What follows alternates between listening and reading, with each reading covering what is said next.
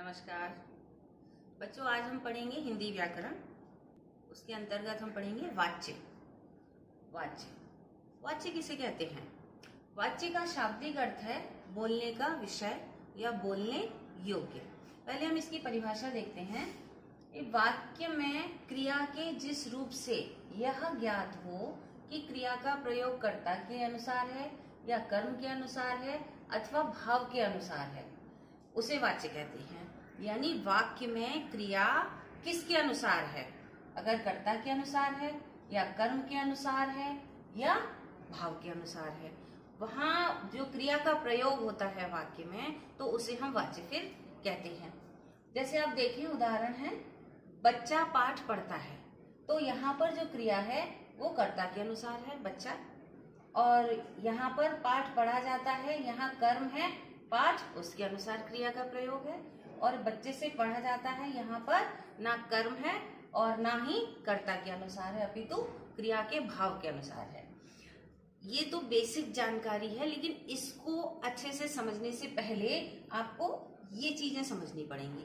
ये आपको आती हैं, रिवाइज करते हैं हम जस्ट, कि पहले आप समझें कि क्रिया क्या होती है। क्रिया क्या होती है?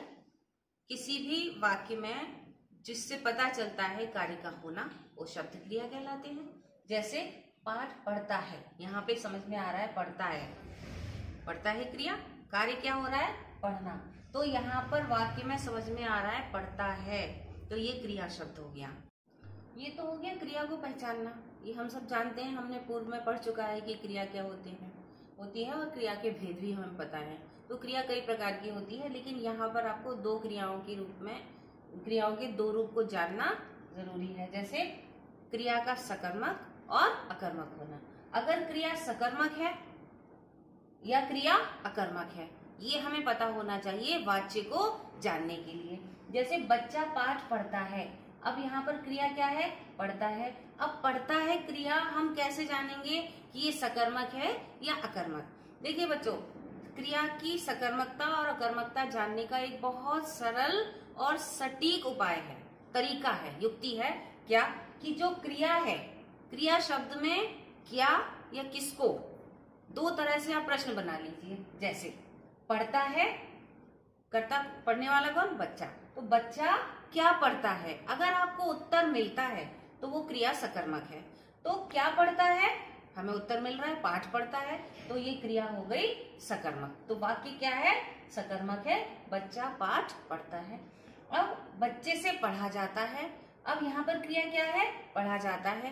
क्या पढ़ा जाता है? हमें उत्तर नहीं मिल रहा, ठीक है, तो ये यहाँ पर क्रिया अकर्मक हो गई। या आप इसमें इसी से समझ लीजिए, अगर हमने यहाँ कहा ये पाठ हटा दिया, फिर हमने कहा क्या पढ़ता है, तब हमें जवाब नहीं मिल रहा, तो इसका मतलब ये क्रिया अकर्मक हो गई। तो सकर्मक और अकर्मक क्रिया जानने का ये तरीका है। वाक्य में पहले आप क्रिया को समझें कि सकर्मक है या अकर्मक है, ठीक है।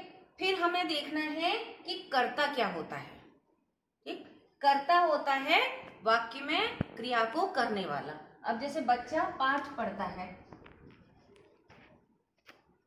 तो पाठ को पढ़ने वाला, ठीक, पाठ को पढ़ने वाला कौन? बच्चा। तो बच्चा हो गया कर्ता, कर्ता हो गया। फिर कर्म किसे कहते हैं? कर्म जो कार्य किया जाता है, जिसका फल क्रिया पर पड़ता है, वो कर्म हो गया। अब जैसे बच्चा पढ़ता है, क्या पढ़ता है? पाठ पढ़ता है, ये हमें समझ में आ गया। जब हम क्रिया को सकर्मक और अकर्मक देखेंगे तो हमें समझ में आ जाएगा कर्म क्या है। तो ये हो गया कर्म, कार्य को, जो कार्य किया जाता है वो हो गया कर्म, और कार्य को करने वाला क्रिया कर्ता, और जो शब्द बताए कि ये कार्य हो रहा है वो हो गई क्रिया। इसके बाद होते हैं कारक, ठीक है। कारक हम पढ़ चुके हैं, कक्षा 8 में भी हमने पढ़े हैं पूरे कारक के भेद। तो कारक के भेद आपको रिवाइज करना जरूरी है। कारक होते हैं 8, इनके चिन्ह भी होते हैं। जैसे कर्ता ने कर्म को करण से के द्वारा, संप्रदान के लिए, अपादान से अलग होना, दोनों का चिन्ह से है, लेकिन यहाँ सहायक के रूप में करण प्रयुक्त होता है और अपादान अलग होने के रूप में। संबंध काकी के या रारी रे, अधिकरण में पर, और संबोधन हे, अरे, ओ इत्यादि। तो ये कारक चिन्ह है जिन्हें हमें जानना जरूरी है। तो ये जो वाच्य हैं, जो आपके बोर्ड में जो प्रश्न पूछा जाता है वो पूछा जाता है कर्तृवाच्य से कर्मवाच्य में बदलिए, या कर्मवाच्य से भाववाच्य में बदलिए, कर्मवाच्य से कर्तृवाच्य में बदलिए। ठीक है, तो वाच्य बदलने के लिए प्रश्न आता है या वाच्य पहचानने के लिए प्रश्न आता है। वाच्य की परिभाषा नहीं आती है, लेकिन उसको आपको समझना जरूरी है। तो यहाँ पर इस तरह से ये जो वाच्य हो गया, इसके आधार पर वाच्य होते हैं 3 प्रकार के, कर्तृवाच्य, कर्मवाच्य और भाववाच्य। कर्तृवाच्य, कर्तृ मतलब कर्ता। बच्चों यहाँ कर्तृ के उच्चारण में ध्यान देना बहुत जरूरी है। एक बहुत जो चीज आपको समझनी है और जिसका ध्यान रखना बहुत जरूरी है वो है कर्तृ। इसमें 2 मात्राएं हैं, एक तो ऊपर है वो रेफ की मात्रा है, ठीक है, जो ता से पहले उच्चारित होती है, और जो नीचे है वो री से ऋषि की मात्रा है। तो हम इसको बोलते हैं कर्तृवाच्य।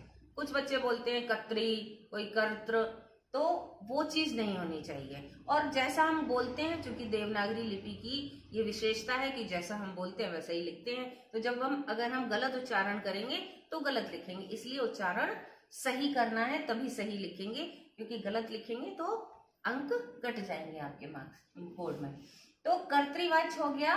कर्तृवाच्य, कर्तृ मतलब कर्ता और कर्ता की प्रधानता। तो वाक्य में क्रिया के लिंग और वचन कर्ता के अनुसार होते हैं। तो जहां जिस वाक्य में क्रिया का प्रयोग कर्ता के अनुसार होता है और उसके वचन और लिंग भी कर्ता के अनुसार होते हैं, वहां पर कर्तृवाच्य होता है।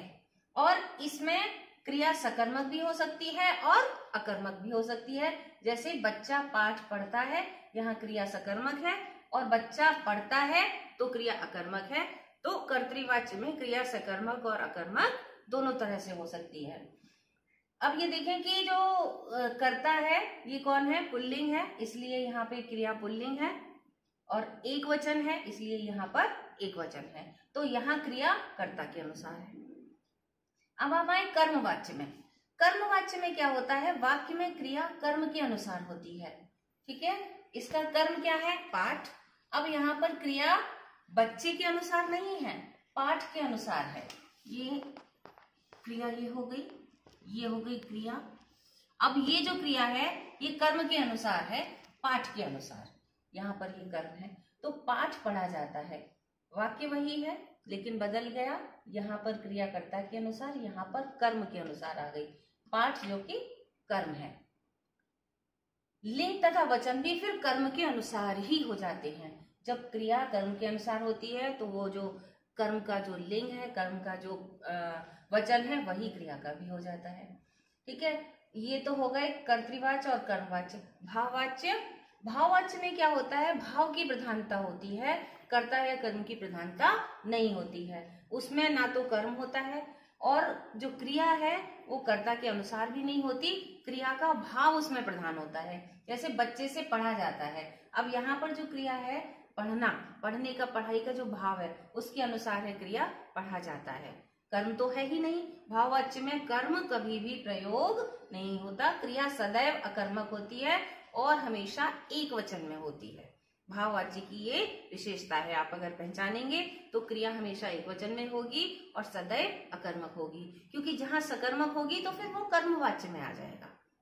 ठीक है, तो ये है, आज हम पढ़ेंगे कर्तृवाच्य और कर्मवाच्य। भाववाच्य हम कल देखेंगे या अगले वीडियो में देखेंगे।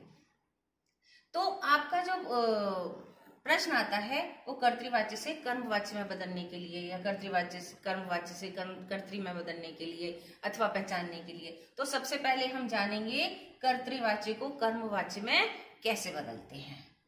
तो देखिए यहाँ पर वाक्य देखें, गायिका ने मधुर गीत गाए।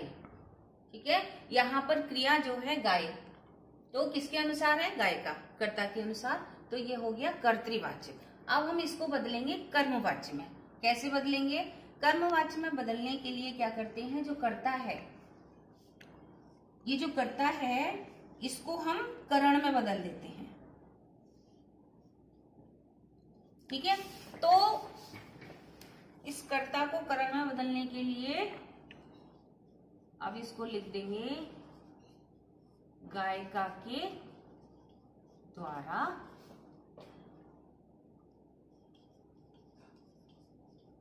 मधुर गीत। अब जो क्रिया है गाए तो आ जाएगा गाए गए।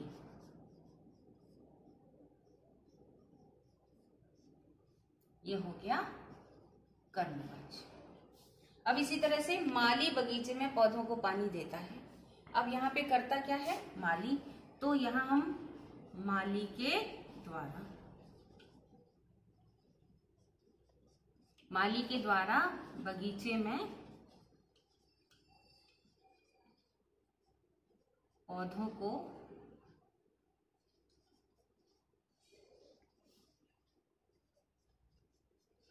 पानी दिया जाता है।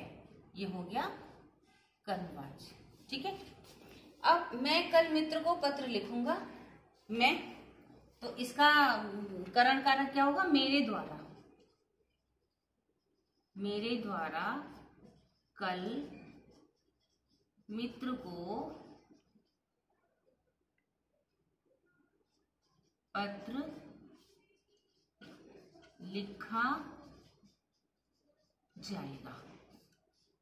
ये हो गया कर्मवाच्य। अगला देखें, बच्चे। अब ये क्या होगा? बच्चों के द्वारा,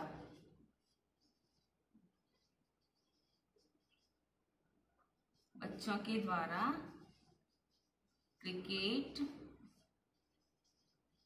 अब क्रिया हो गई क्रिकेट के अनुसार, खेला जा रहा है। अब एक चीज ध्यान दें, गायिका ने मधुर गीत गाए, कर्तृवाच्य हो गया, कर्ता के अनुसार क्रिया।